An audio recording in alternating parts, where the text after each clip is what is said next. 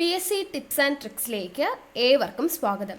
വരുന്ന LDC 2024, LGS 2024 എക്സാംസിന് വേണ്ടി prepare ചെയ്യുന്നവർക്ക് വേണ്ടിയിട്ടുള്ള സിലബസ് പ്രകാരമുള്ള ഫ്രീ ക്ലാസ്സുകൾ നമ്മുടെ ചാനലിലൂടെ സ്റ്റാർട്ട് ചെയ്തിട്ട് കുറച്ച് നാളുകളായി.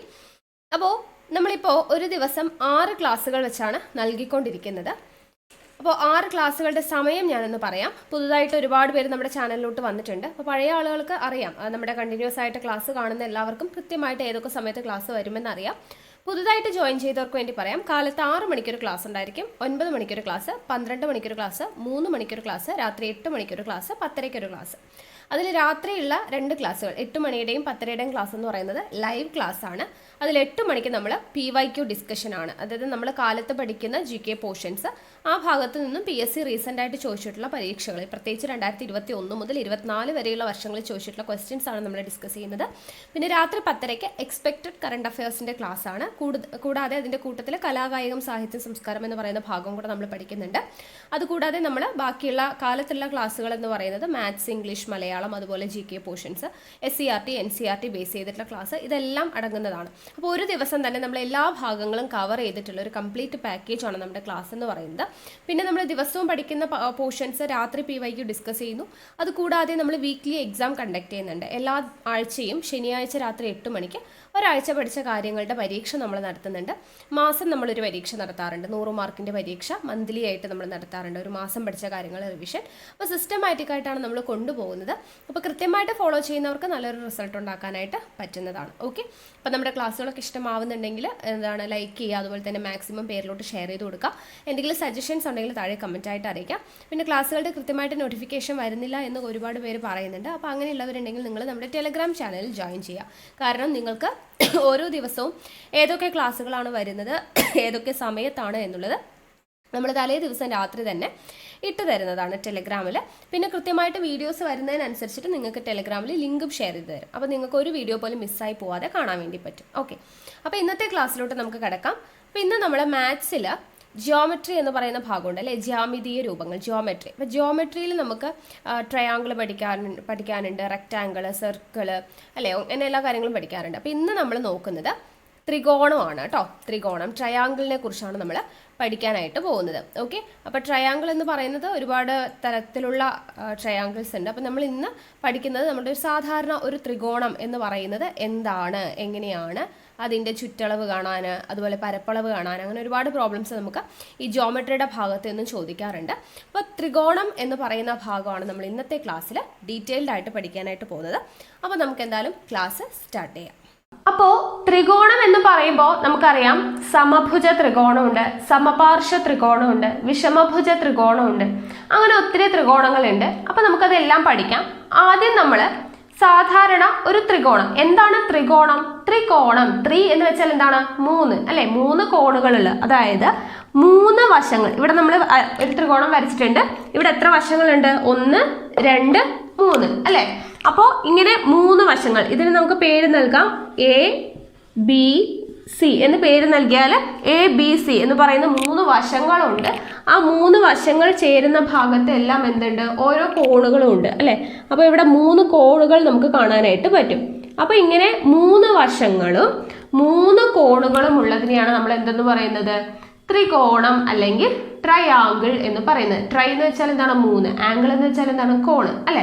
അപ്പോൾ ത്രികോണം അല്ലെങ്കിൽ ട്രയാങ്കിൾ എന്ന് പറയുന്നത് 3 വശവും 3 കോണുകളുമുള്ള ഈ രൂപത്തെയാണ് നമ്മൾ എന്തെന്ന് പറയുക? ത്രികോണം അല്ലെങ്കിൽ ട്രയാങ്കിൾ എന്ന് പറയുന്നത്. ഓക്കെ, ഇനി നമുക്ക് എന്താണ് പറയാനുള്ളത്? ഇവിടെ 3 കോണുകൾ ഉണ്ടെന്ന് പറഞ്ഞു. ആ 3 കോണുകളും കൂടെ കൂട്ടിയാൽ നമുക്ക് കിട്ടുന്നത് 180 ആണ്. ഓക്കെ, 3 കോണുകളും കൂടെ കൂട്ടിയാൽ നമുക്ക് എത്ര കിട്ടും? 180 ഡിഗ്രിയാണ് ഇതിനകത്ത്. ഏതൊരു ത്രികോണം എടുത്താലും ആ ത്രികോണത്തിനകത്തെ കോണുകൾ 3 കൂടെ കൂട്ടിയാൽ എത്ര കിട്ടണം? 180 ഡിഗ്രി കിട്ടണം. അത് ഏത് ത്രികോണം ആയിക്കോട്ടെ, നമ്മൾ ഇനി പഠിക്കാൻ പോകുന്ന മട്ടകോണം ആയിക്കോട്ടെ, സമഭുജ ത്രികോണം ആയിക്കോട്ടെ, സമപാർശ്വ ത്രികോണം ആയിക്കോട്ടെ, ഏത് ത്രികോണം എടുത്താലും 3 കോണുകൾ, അതിനകത്തുള്ള 3 കോണുകളും കൂടെ കൂട്ടി എന്ത് കിട്ടണം നമുക്ക്? 180 ഡിഗ്രി. ഓക്കെ, അപ്പോൾ ഒരു ത്രികോണത്തിന്റെ ഉള്ളിലുള്ള 3 കോണുകളുടെ അളവുകൾ തമ്മിൽ കൂട്ടിയാൽ എത്ര കിട്ടണം? 180 ഡിഗ്രിയാണ് കിട്ടുന്നത്. അത് പഠിച്ചു വെക്കുക. ആദ്യം ബേസിക് ആയിട്ടുള്ള കാര്യങ്ങൾ ജസ്റ്റ് പഠിച്ചു വെക്കുക. അതിനുശേഷം നമുക്ക് ഓരോന്നായിട്ട് പഠിച്ചു പോകാം. ഓക്കെ, അപ്പോൾ ഇത് ആദ്യം അറിഞ്ഞിരിക്കുക. 3 വശങ്ങളും 3 കോണുകളും ഉള്ളതിനെയാണ് ത്രികോണം എന്ന് പറയുന്നത്. ഉള്ളിലുള്ള 3 കോണളവുകൾ കൂട്ടിയാൽ എത്ര കിട്ടണം? 180 ഡിഗ്രി കിട്ടും. ഓക്കെ, ഇനി ഇവിടെ ശ്രദ്ധിക്കുക. ഇനി ഇതിന്റെ ചുറ്റളവ് നമുക്ക് എന്താണ്, ത്രികോണം ആയിക്കോട്ടെ ചതുരം എല്ലാത്തിന്റെയും നമുക്ക് ചുറ്റളവും വിസ്തീർണവും പഠിക്കാനുണ്ട് അല്ലെ. അപ്പൊ എന്താണ് ചുറ്റളവ്? ആ പേര് പോലെ തന്നെയാണ്. ചുറ്റളവ് എന്ന് വെച്ചാൽ എന്താണ്? ചുറ്റിലുമുള്ള അളവ്. അപ്പൊ ചുറ്റിലുമുള്ള അളവ് എന്ന് പറയുമ്പോൾ എന്താണ്? ഈ വശങ്ങൾ തമ്മിൽ കൂട്ടുന്നത് അല്ലെ. ഇതല്ലേ ഇതിന്റെ ചുറ്റിലുമുള്ള അളവ് എന്ന് പറയുമ്പോൾ എ എന്ന് പറയുന്ന ഒരു വശമുണ്ട്, ബി എന്ന് പറയുന്ന ഒരു വശമുണ്ട്, സി എന്ന് പറയുന്ന വശമുണ്ട്. അപ്പൊ അത് 3ഉം കൂടെ കൂട്ടിയാൽ എന്തായി? ചുറ്റിലുമുള്ള അളവായി, അതായത് ചുറ്റളവായി. അപ്പോൾ ചുറ്റളവ് അഥവാ പെരിമീറ്റർ എന്നാണ് ഇംഗ്ലീഷിൽ പറയുക. അപ്പൊ നമ്മൾ പി കൊണ്ടാണ് സൂചിപ്പിക്കുന്നത്. അപ്പൊ ചുറ്റളവ് കണ്ടുപിടിക്കാൻ നമ്മൾ എന്ത് ചെയ്യണം? 3 വശവും കൂടെ കൂട്ടണം. ഏതൊരു ത്രികോണത്തിന്റെയും ചുറ്റളവ് എന്ന് പറയുന്നത് അതിന്റെ 3 വശവും കൂടെ കൂട്ടുന്നതാണ്. ഇവിടെ 3ഉം നമ്മൾ എ ബി സി എന്ന് പേര് കൊടുത്തുകൊണ്ട് നമുക്ക് എന്തെഴുതാം? A plus B plus C എന്ന് എഴുതാം. ഓക്കെ, അപ്പൊ ഏതൊരു ത്രികോണം എടുത്താലും അതിന്റെ ചുറ്റളവ് കാണാൻ എന്ത് ചെയ്താൽ മതി? ചുറ്റിലുമുള്ള ആ വശങ്ങൾ തമ്മിൽ കൂട്ടിയാൽ മതി. അതായത് A plus B plus C. ഇനി ഓരോ ത്രികോണം പഠിക്കുമ്പോൾ ഓരോ രീതിയിൽ നമ്മൾ പഠിക്കും. അത് എങ്ങനെയാണ് വരുന്നത് എന്നുള്ളത് അപ്പൊ പറഞ്ഞുതരാം കേട്ടോ. അപ്പൊ ബേസിക് ആയിട്ട് ഇത് അറിഞ്ഞിരിക്കുക. ചുറ്റളവ് എന്ന് വെച്ചാൽ ചുറ്റിലുമുള്ള അളവാണ്. അപ്പൊ ചുറ്റിലുമുള്ള 3 വശങ്ങൾ തമ്മിൽ കൂട്ടുന്നതാണ് ചുറ്റളവ്. ഓക്കെ ആണല്ലോ. ഇനി അടുത്തത് നമുക്ക് ഇപ്പൊ നമ്മൾ ചുറ്റളവ് പഠിച്ചു അല്ലെ. ചുറ്റളവ് അഥവാ പെരിമീറ്റർ ആയതുകൊണ്ടാണ് ഞാൻ പി എന്ന് എഴുതിയത്. ചുറ്റളവ് നമ്മൾ പഠിച്ചു. ഇനി എന്താണ് പഠിക്കാനുള്ളത്? വിസ്തീർണം. വിസ്തീർണം അഥവാ ഏരിയ. ഏരിയ എന്നുള്ളതുകൊണ്ട് എ എന്ന് റെപ്രസെന്റ് ചെയ്യാം. അപ്പൊ വിസ്തീർണം കാണാം. ഏതൊരു ത്രികോണം എടുത്താലും അതിന്റെ വിസ്തീർണം കാണാനുള്ള ഇക്വേഷൻ എന്ന് പറയുന്നത് half into B into H ആണ്. Half B H.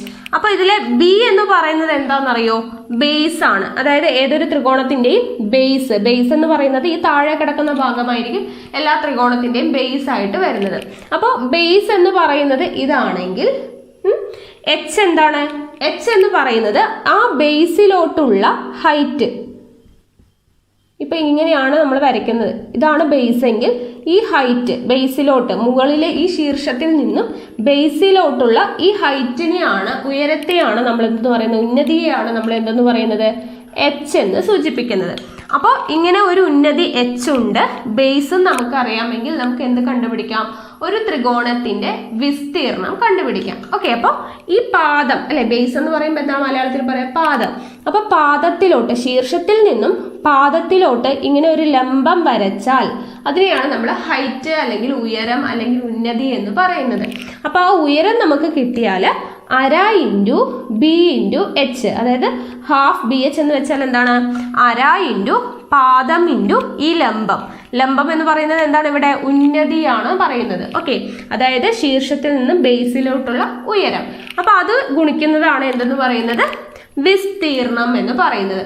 ഇത്രയും കാര്യങ്ങൾ ഇവിടെ നിന്ന് തന്നെ പഠിച്ചു പോവുക. ഇനി നമ്മൾ ഓരോ ത്രികോണങ്ങളായിട്ട് പഠിക്കാൻ പോവുകയാണ്.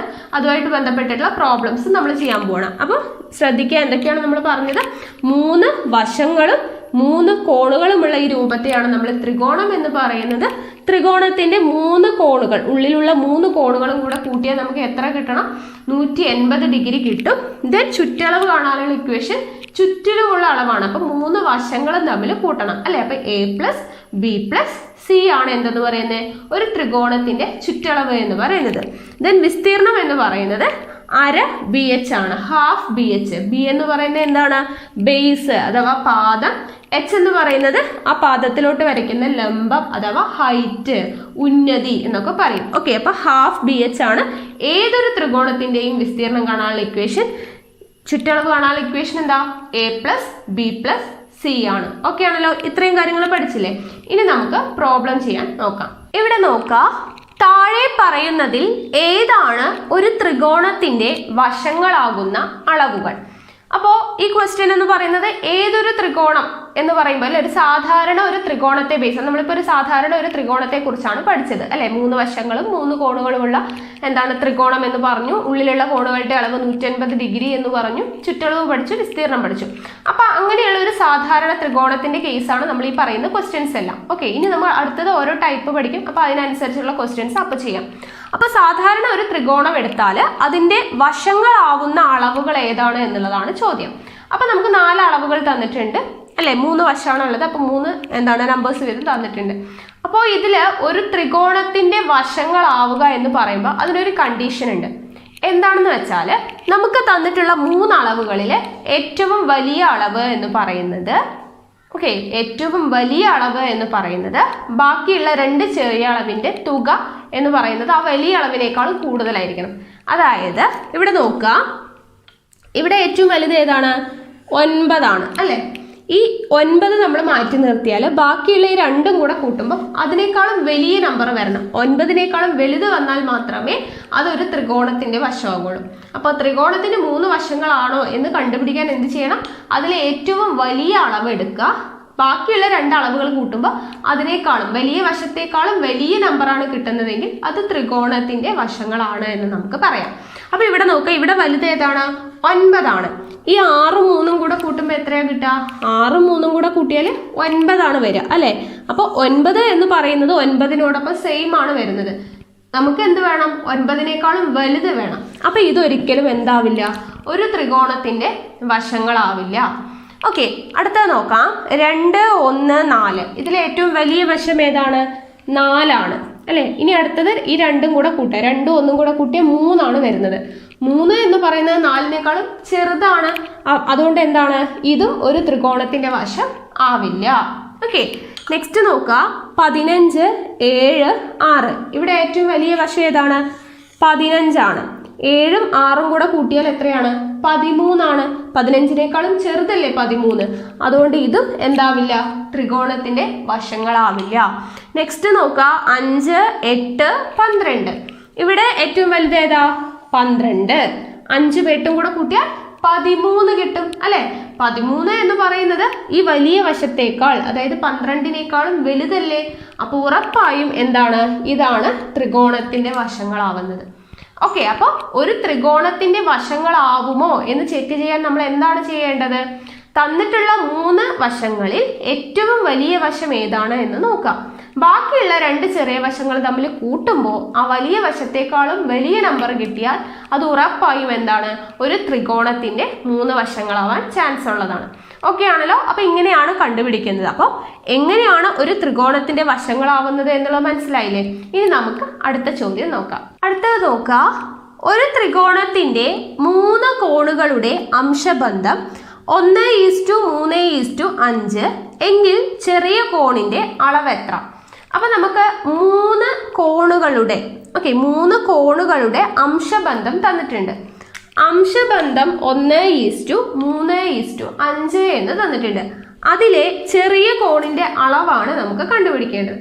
അപ്പൊ നമുക്ക് ഇവിടെ അംശബന്ധം മാത്രമേ തന്നിട്ടുള്ളൂ. അപ്പൊ എങ്ങനെയാണ് നമുക്ക് കോണ് കണ്ടുപിടിക്കുക? അപ്പോ ഇവിടെ നോക്കുക, നമുക്ക് അംശബന്ധം തന്നിട്ടുണ്ട്. ഞാൻ ഇവിടെ എടുത്തെഴുതി കേട്ടോ. 1:3:5. ഇനി ഇത് 3 കോണുകളാണ്. ഈ 3 കോണുകളും തമ്മിലുള്ള ഒരു ബന്ധം നമുക്കറിയാലോ. എന്താണ്? ഒരു ത്രികോണത്തിന്റെ 3 കോണുകളുടെ തുക എന്ന് പറയുന്നത് 180 ഡിഗ്രി ആയിരിക്കും എന്ന് നമുക്കറിയാം അല്ലെ? അപ്പൊ 3 ത്രികോണവും കൂടെ കൂട്ടിയാൽ നമുക്ക് എത്ര കിട്ടണം? 3 കോണിന്റെ അളവ് കൂടെ കൂട്ടിയാൽ നമുക്ക് 180 ഡിഗ്രി കിട്ടണം എന്ന് നമുക്കറിയാം അല്ലെ? അപ്പൊ ഇത് 3 കോണുകളുടെ അംശബന്ധമാണ് തന്നിട്ടുള്ളത്. അപ്പൊ ഇങ്ങനെ ചോദിക്കുമ്പോൾ നമുക്ക് ഈ അംശബന്ധം 3 അറിയാം. ഉള്ളിലുള്ള കോണുകളുടെ ഈ 3 കോണും കൂടെ കൂട്ടിയാൽ കിട്ടുന്ന ഉത്തരം 180 ആണെന്ന് അറിയാലോ. അപ്പൊ ഇത് വെച്ച് നമുക്ക് ഇത് കണ്ടുപിടിക്കാം. എങ്ങനെയാണെന്ന് അറിയോ? ഇവിടെ നമുക്ക് ചെറിയ കോണിന്റെ അളവാണ് ചോദിച്ചിരിക്കുന്നത്. ചെറിയ കോണിന്റെ അളവ് ചോദിച്ചാൽ ഇതിലെ ചെറിയ അംശബന്ധം ഏതാണ്? 1 അല്ലെ? അപ്പൊ അതിൽ ചെറിയ നമ്പർ എഴുതുക, ഡിവൈഡഡ് ബൈ ഇത് 3ഉം കൂടെ കൂട്ടുക. ചെറുതിന്റെ കണ്ടുപിടിക്കണമെങ്കിൽ ചെറുത് എഴുതുക, വലുതിന്റെ കണ്ടുപിടിക്കണമെങ്കിൽ വലുത് എഴുതുക. അത് ഏതാണോ ചോദിച്ചിട്ടുള്ളത് അതുപോലെ. അപ്പൊ ചെറുതാണ് നമുക്ക് ചോദിച്ചിട്ടുള്ളത്. അപ്പൊ ചെറുത് എന്ന് പറയുമ്പോൾ ഇവിടെ 1 ആണ് ചെറുത്. 1 ഡിവൈഡഡ് ബൈ ഇത് 3ഉം കൂടെ കൂട്ടുക. 5 3 8 1 9. ഓക്കെ, അപ്പൊ ചെറുത് ഡിവൈഡഡ് ബൈ ടോട്ടൽ അംശബന്ധം 3ഉം കൂടെ കൂട്ടി 9 ഇൻറ്റു എന്ത് ചെയ്യണം? 3 കോണിന്റെയും കൂടെ മൊത്തം കോണളവ് എത്രയാണ്? 180. ഇത് ചെയ്താൽ നമുക്ക് ചെറിയ കോണിന്റെ അളവ് കണ്ടുപിടിക്കാം. ഇനി വലുതാണ് ചോദിച്ചെങ്കിലോ? വലുത് ചോദിച്ചാൽ വലിയ നമ്പർ എത്രയാണ്? 5 ആണ്. അപ്പൊ 5 ഡിവൈഡഡ് ബൈ ഇത് 3ഉം കൂടെ കൂട്ടി 9 ഇൻറ്റു 180 ചെയ്താൽ എന്തായി? നമുക്ക് വലിയ കോണിന്റെ അളവായി. അപ്പൊ നമുക്ക് ചോദിച്ചിരിക്കുന്നത് ഏതാണ്? ചെറുതാണ്. അപ്പൊ നമ്മൾ ചെറുതിന്റെ മാത്രം കണ്ടുപിടിക്കാം. അപ്പൊ 1/9 ഇൻറ്റു 180 എന്ന് കിട്ടി. അപ്പൊ നമുക്ക് ഇവിടെ വെട്ടി ചെറുതാക്കാലോ അല്ലെ? 9 ഇവിടെ 18 ആണ് അല്ലെ? പോകുമല്ലോ. 9 18 എത്ര പ്രാവശ്യം? 2 പ്രാവശ്യം പോകും. 9 1 പ്രാവശ്യം, 9 ഒരു പ്രാവശ്യം, 18 2 പ്രാവശ്യം. എങ്ങനെയാണ് വെട്ടിച്ചുരുക്കുന്നത് എന്നുള്ളത് നമ്മൾ ഓൾറെഡി വീഡിയോ ചെയ്തിട്ടുണ്ട്. അപ്പോൾ അത് കണ്ടവർക്ക് ഇത് ഈസി ആയിട്ട് ചെയ്യാൻ പറ്റും. അപ്പോൾ ഇവിടെ എത്രയാണ് 20 അല്ലേ? 1 × 20 എന്ന് പറയുമ്പോൾ 20 ചെറിയ കോണിൻ്റെ അളവ്, 20 ഡിഗ്രി. ഓക്കെ ആണല്ലോ? എങ്ങനെയാണ് കണ്ടുപിടിച്ചത്? നമുക്ക് അംശബന്ധം തന്നിട്ടുണ്ട്, കോണളവ് കണ്ടുപിടിക്കണം. അപ്പോൾ എന്ത് ചെയ്യുക? അപ്പോൾ ഇതിൽ ചെറിയ കോണാണ് കണ്ടുപിടിക്കേണ്ടതെങ്കിൽ ആ ചെറിയ അംശബന്ധത്തിലെ ചെറിയ നമ്പർ എടുക്കുക, ഡിവൈഡഡ് ബൈ 3 കൂടെ കൂട്ടിയ നമ്പർ എഴുതി, ഇൻറ്റു എന്താണ് 3 കോണിൻ്റെയും കൂടെ അളവ് കൂട്ടിയാൽ എത്രയാണ്? 180. ആ 180 കൊണ്ട് ഗുണിച്ചു. ഓക്കെ, അപ്പോൾ അത് ചെയ്തു. വലുതാണെങ്കിൽ ഇനി എന്ത് ചെയ്യാം? 5/9 × 180 ചെയ്യാം. ഓക്കെ, ഇതേപോലെ വെട്ടിച്ചെറുതാക്കി ചെയ്ത് കഴിഞ്ഞാൽ അതിൻ്റെയും ആൻസറായി. എങ്ങനെ കിട്ടും? 9 18 2 പ്രാവശ്യം, ഇവിടെ 20 × 5 എത്രയാണ്? 100 ഡിഗ്രിയാണ് വലിയ കോണിൻ്റെ അളവ്. നമുക്കത് ചോദിച്ചിട്ടില്ല, ചോദിച്ചെങ്കിൽ അത്രയേ ഉള്ളൂ ചെയ്യാനായിട്ട്. ഓക്കെ ആണല്ലോ? അപ്പോൾ എങ്ങനെയാണ് കോണളവ്, അംശബന്ധം തന്നിട്ട് കോണളവ് കണ്ടുപിടിക്കേണ്ടതെന്ന് എങ്ങനെയാണെന്ന് മനസ്സിലായില്ലേ? ഇനി നമുക്ക് അടുത്ത ചോദ്യം നോക്കാം. ഒരു ത്രികോണത്തിൻ്റെ 3 കോണുകളുടെ അംശബന്ധം 4:3:5 എങ്കിൽ വലിയ കോൺ, നമ്മൾ നേരത്തെ ചെയ്ത പോലെ തന്നെയാണ് അല്ലേ? അംശബന്ധം തന്നിട്ടുണ്ട് കോണുകൾ തമ്മിലുള്ളത്. ഇനി എന്താണ് കണ്ടുപിടിക്കേണ്ടത്? അതിൽ വലിയ കോണാണ് കണ്ടുപിടിക്കേണ്ടത്. അപ്പോൾ എങ്ങനെയാണ് നമ്മൾ ചെയ്യേണ്ടതെന്ന് പറഞ്ഞു? അംശബന്ധം നമുക്ക് തന്നാൽ അതിൽ ഏത് കോണാണ് കണ്ടുപിടിക്കേണ്ടത്? വലിയ കോണാണ്. അപ്പോൾ നമ്മൾ ആ വലിയ നമ്പർ ആദ്യം ഇടുക. വലിയ നമ്പർ 5 ആണ് അല്ലേ? 4:3:5 ഏറ്റവും വലിയ നമ്പർ ഏതാ? 5 ആണ്. ഡിവൈഡഡ് ബൈ എന്ത് ചെയ്യണം? ഈ അംശബന്ധം 3 കൂടെ കൂട്ടുക. 4 3 7, 7 5 എത്രയാണ്? 12. അപ്പം 5/12 ഇൻറ്റു എന്ത് ചെയ്യുക? മൊത്തം 3 കോണും കൂടെ കൂട്ടിയാലുള്ള അളവ് എത്രയാണ് നമുക്കറിയാം? 180 ഡിഗ്രി. അപ്പം 180 എന്ന് എഴുതി. ഓക്കെ, അപ്പം 5/12 ഇൻറ്റു 180 ചെയ്താൽ നമ്മുടെ ആൻസർ ആയി. ഓക്കെ, അപ്പോൾ എങ്ങനെയാണ് ചെയ്യുന്നത്? അംശബന്ധം തന്നിട്ട് കോണ് കാണാൻ എന്ത് ചെയ്യണം? നമുക്ക് ഏത് കോണാണ്, വലിയ കോണാണോ ചെറിയ കോണാണോ ഏതാണോ ചോദിച്ചിട്ടുള്ളത് അതിനനുസരിച്ച് ഇവിടെ നിന്ന് നമ്പർ എടുക്കുക. ചെറുതാണ് ചോദിച്ചിട്ടുള്ളെങ്കിൽ 3 എടുക്കുക, വലുതാണ് ചോദിച്ചിട്ടുള്ളതെങ്കിൽ 5 എടുക്കുക. ഇനി 3 ചോദിച്ചാലോ? നമുക്ക് വലുതും കണ്ടുപിടിക്കാം ചെറുതും കണ്ടുപിടിക്കാം. അപ്പോൾ മൂന്നാമത് കണ്ടുപിടിക്കേണ്ട കാര്യമുണ്ടോ? അത് രണ്ടും കൂടെ കൂട്ടിക്കഴിഞ്ഞിട്ട് ബാക്കി അതിൽ നിന്ന് 180 നിന്ന് കുറച്ച് കഴിഞ്ഞ് നമുക്ക് മൂന്നാമത്തെ അളവും കിട്ടും അല്ലേ? അപ്പോൾ ഇവിടെ നോക്കാം, നമുക്ക് വലുതാണ് കണ്ടുപിടിക്കേണ്ടത്. അപ്പോൾ വലിയ നമ്പർ എഴുതി, ഡിവൈഡഡ് ബൈ 3 അംശബന്ധം കൂടെ കൂട്ടി 12 ഇൻറ്റു 180. ഇനി നമുക്ക് ഇവിടെ ചെയ്യാലോ? 12ലും 18ലും കൂടെ കോമൺ ആയിട്ട് പോകുന്നത് നമുക്കറിയാം, 2 പോകും അല്ലേ? 2 12ൽ 2 എത്ര 12ൽ 2 എത്ര പ്രാവശ്യം പോകും?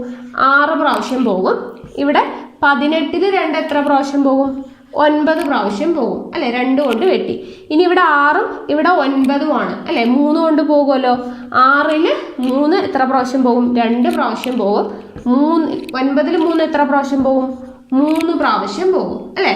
ഓക്കെ, അത് കഴിഞ്ഞു. അപ്പോൾ ഇനി ഇവിടെ എത്രയാണ്? 5 × 30 അല്ലേ? ഇവിടെ ഒരു 0 ഉണ്ടേ, അത് മറക്കരുത്. 30, അതായത് 30. 5 × 30. അപ്പോൾ ഇവിടെ 2 കൊണ്ട് നമുക്ക് ഈ 30നെയും വെട്ടാലോ? 15 പ്രാവശ്യം പോകും അല്ലേ? 30ൽ 15 പ്രാവശ്യം പോകും. അപ്പോൾ 15 × 5 ആണ് നമ്മുടെ ഉത്തരം. 15 × 5 എത്രയാണ്? 5 5 25, 1 5 5 2 7, 75 എന്ന് നമുക്ക് ആൻസർ കിട്ടും. ഓക്കെ ആണല്ലോ? ഇത് ഏത് രീതിയിൽ വേണമെങ്കിലും നിങ്ങൾക്ക് വെട്ടാം കേട്ടോ. അപ്പോൾ ഞാൻ ഇങ്ങനെ തൽക്കാലം ഈ 18 വെച്ചിട്ട് ആദ്യം നമ്മൾ 2 വെച്ച് കട്ട് ചെയ്തു, പിന്നെ 3 വെച്ച് കട്ട് ചെയ്തു, ലാസ്റ്റ് 30 കിട്ടിയപ്പോൾ ആ 2നെ ഓവറോൾ 15 വെച്ച് കട്ട് ചെയ്തു. അങ്ങനെ കട്ട് ചെയ്തു. നിങ്ങൾക്ക് എങ്ങനെയാണോ സൗകര്യം അതുപോലെ നിങ്ങൾക്ക് ചെയ്യാം കേട്ടോ. അപ്പോൾ 75 ആണ് നമ്മുടെ ആൻസർ വന്നത്. എന്താണ് ചോദ്യം? നമ്മുടെ വലിയ കോൺ. അപ്പോൾ 75 ഡിഗ്രിയാണ് നമ്മുടെ വലിയ കോൺ എന്ന് പറയുന്നത്. ഓക്കെ ആണല്ലോ? അപ്പോൾ അംശബന്ധം തന്നാൽ ഏത് കോണാണോ കണ്ടുപിടിക്കേണ്ടത്, വലുതാണെങ്കിൽ വലിയ നമ്പർ എഴുതി, ഡിവൈഡഡ് ബൈ ടോട്ടൽ, അംശബന്ധത്തിൻ്റെ ടോട്ടൽ ചെയ്തു. അപ്പോൾ അത് എല്ലാം കൂടെ കൂട്ടി ഇൻറ്റു എന്ത് ചെയ്യണം? എത്ര കോണളവാണ് മൊത്തം 3 കൂടെ കൂട്ടി എത്രയാ? 180. അപ്പോൾ 5/12 ഇൻറ്റു 180 ചെയ്തു. നമ്മുടെ ആൻസർ എത്രയാണ്? 75 ഡിഗ്രി. ഓക്കെ ആണല്ലോ? അടുത്ത ചോദ്യം നോക്കാം. ഒരു ത്രികോണത്തിൻ്റെ വശങ്ങൾ 9 സെൻറ്റിമീറ്റർ, 13 സെൻറ്റിമീറ്റർ, 16 സെൻറ്റിമീറ്റർ ആയാൽ ചുറ്റളവ് എത്രയാണ്? ഡയറക്റ്റ് ചോദ്യമാണ് അല്ലേ? ചുറ്റളവ് കാണാൻ നമുക്കറിയാം, ഒരു ത്രികോണത്തിൻ്റെ ചുറ്റളവ് എന്ന് പറഞ്ഞാൽ എന്താണ്? ചുറ്റിലുമുള്ള അളവാണ്. അപ്പോൾ 3 വശങ്ങൾ തന്നാൽ 3 വശം കൂടെ കൂട്ടിയാൽ മതി, അതല്ലേ ചുറ്റളവ്? അപ്പോൾ ചുറ്റളവ് പി എന്ന് പറയുന്നത് എന്താണ്? പെരിമീറ്റർ പി എന്ന് പറയുന്നത് A+B+C ആണ്. അതായത് എ എന്ന് പറയുന്നത് 9 സെൻറ്റിമീറ്റർ പ്ലസ് ബി എന്ന് പറയുന്നത് 13 സെൻറ്റിമീറ്റർ പ്ലസ് സി എന്ന് പറയുന്നത് 16 സെൻറ്റിമീറ്റർ. 3 കൂടെ കൂട്ടുക, അത്രയേ ഉള്ളൂ ചുറ്റളവ് കാണാനായിട്ട്. അപ്പോൾ ഇത് കൂട്ടൂ. 13 16 എത്രയാണ്? 29. 29 9 38. ഇവിടെ വിസ്തീർണമാണോ? അല്ല, ചുറ്റളവാണ്. അതുകൊണ്ട് നമുക്ക് സെന്റിമീറ്ററിൽ തന്നെ എഴുതാം. വിസ്തീർണമാണെങ്കിൽ എന്ത് വരും? സെന്റിമീറ്റർ സ്ക്വയർ വരും അല്ലേ? അപ്പോൾ ഇവിടെ നമുക്ക് ചുറ്റളവാണ് ചോദിച്ചിരിക്കുന്നത്. അപ്പോൾ ചുറ്റളവാണ് 38 സെന്റിമീറ്റർ ആണ്. ഓക്കെ ആണല്ലോ? അപ്പോൾ ഒരു ത്രികോണത്തിന്റെ 3 വശങ്ങൾ തന്നാൽ ചുറ്റളവ് കാണാൻ എന്ത് ചെയ്യണം? 3 വശവും കൂടെ കൂട്ടണം. ഓക്കെ. അംശബന്ധം തന്നിട്ട് കോണളവ് ചോദിച്ചാൽ ഏതാണ്? വലിയ കോണാണെങ്കിൽ വലിയ നമ്പർ എഴുതാം. അംശബന്ധങ്ങൾ ടോട്ടലായിട്ട് കൂട്ടിയിട്ട് ഡിവൈഡ് ചെയ്യുക ഇൻറ്റു 180. ഓക്കെ, അത് ചെയ്ത് നമ്മുടെ ആൻസർ കിട്ടി. ചുറ്റളവ് കാണാനും പഠിച്ചു. ഓക്കെ ആണല്ലോ? ഇനി നമുക്ക് അടുത്ത ചോദ്യം നോക്കാം. അടുത്തത് നോക്കാം. ഒരു ത്രികോണത്തിന്റെ വശങ്ങൾ 3:4:5 എന്ന അംശബന്ധത്തിലാണ്. ത്രികോണത്തിന്റെ ചുറ്റളവ് 120 സെന്റിമീറ്റർ ആയാൽ ഏറ്റവും നീളം കുറഞ്ഞ വശത്തിന്റെ അളവ് എത്ര എന്നുള്ളതാണ് അല്ലെ? അപ്പോൾ ഇവിടെ ത്രികോണത്തിന്റെ വശങ്ങളുടെ അംശബന്ധമാണ്. നമ്മൾ നേരത്തെ കോണുകളുടെ അംശബന്ധം തന്നിട്ട് ഒരു കോണ് കണ്ടുപിടിക്കാനായിട്ടുള്ളത് ചെയ്തു അല്ലെ? സെയിം അതേ മെത്തേഡ് തന്നെയാണ്. ഇവിടെ വശങ്ങളുടെ അംശബന്ധം നമുക്ക് തന്നിട്ടുണ്ട്. എന്താണ് കണ്ടുപിടിക്കേണ്ടത്? ചുറ്റളവും തന്നിട്ടുണ്ട് അല്ലെ? ചുറ്റളവും തന്നിട്ടുണ്ട്, വശങ്ങളുടെ അംശബന്ധവും തന്നിട്ടുണ്ട്. നീളം കുറഞ്ഞ വശത്തിന്റെ അളവാണ് കണ്ടുപിടിക്കേണ്ടത്. അപ്പൊ നമ്മൾ നേരത്തെ എങ്ങനെയാണ് ചെറിയ കോണ് കണ്ടുപിടിക്കുക എന്ന് പറഞ്ഞപ്പോൾ അംശബന്ധത്തിലുള്ള ചെറുതെടുത്തു, ഡിവൈഡഡ് ബൈ എല്ലാ അംശബന്ധവും കൂടെ കൂട്ടി, ഇൻറ്റു എന്ത് ചെയ്തു?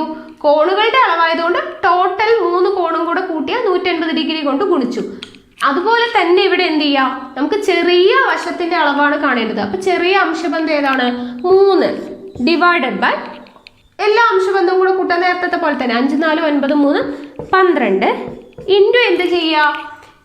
അവിടെ 3 കോണുകളായപ്പോൾ 3 കോണും കൂടെ കൂട്ടുന്നത് 180. ഇവിടെ ചുറ്റളവ് എന്ന് പറഞ്ഞാൽ എന്താണ്? 3 വശവും കൂടെ കൂട്ടുന്നത്.